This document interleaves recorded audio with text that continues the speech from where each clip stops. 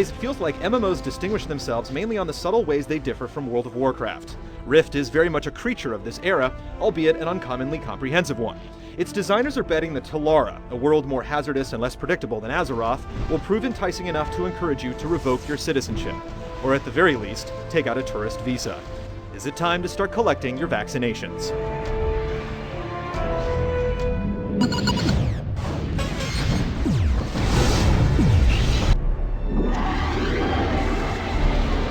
You have two factions, neither one especially good nor evil if you want to talk extremes, fighting for scraps in a world shattered by otherworldly forces.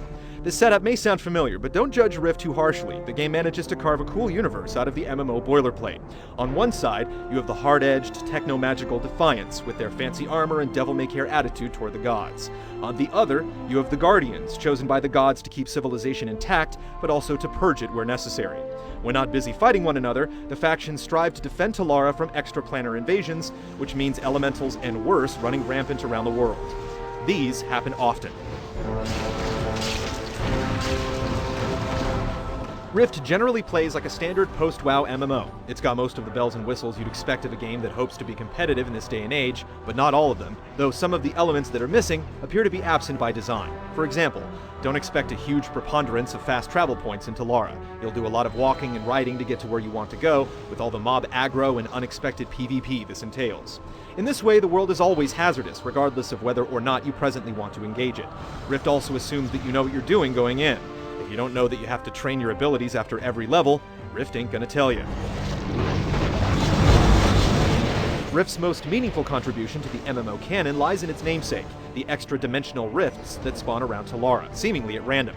In actuality, they're both procedurally generated and triggered by men behind the curtain.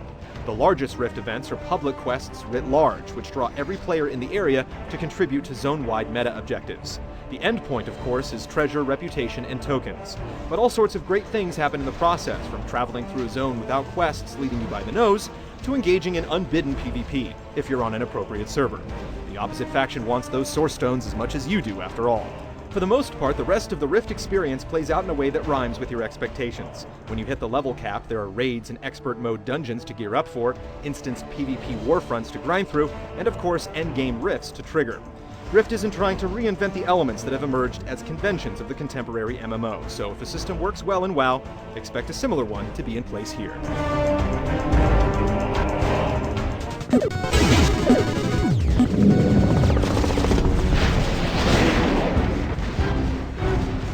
Rift's class system aims for a broad level of customization and adaptability, and generally succeeds at this.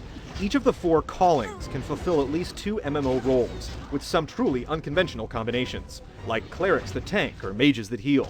It all depends on what souls you have equipped, which function as a combination of classes and talent paths. Your character can equip 3 souls at a time, and as you invest points in a specific soul, you unlock more of its abilities. Rift makes it easy to swap between soul configurations as well, allowing you to have up to 4 roles on deck. All you have to do is pay for the privilege. Of course, there are limits to the soul system's variability.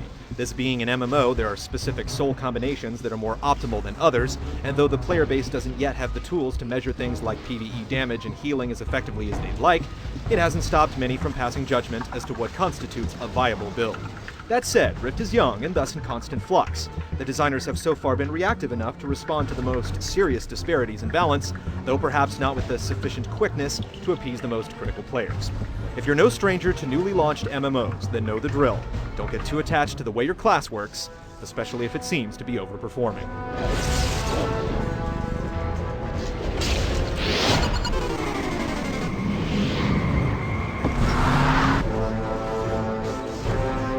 Rift looks decent enough without being too taxing on your hardware, and for an MMO, that's a good place to be.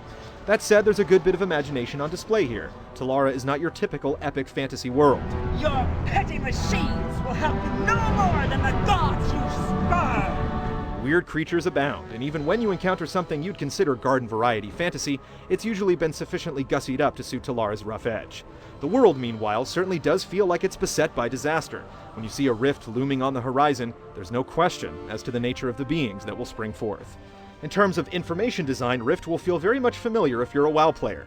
All the interface elements behave in predictable ways, even down to the hotkeys in most cases. If it ain't broke, don't fix it.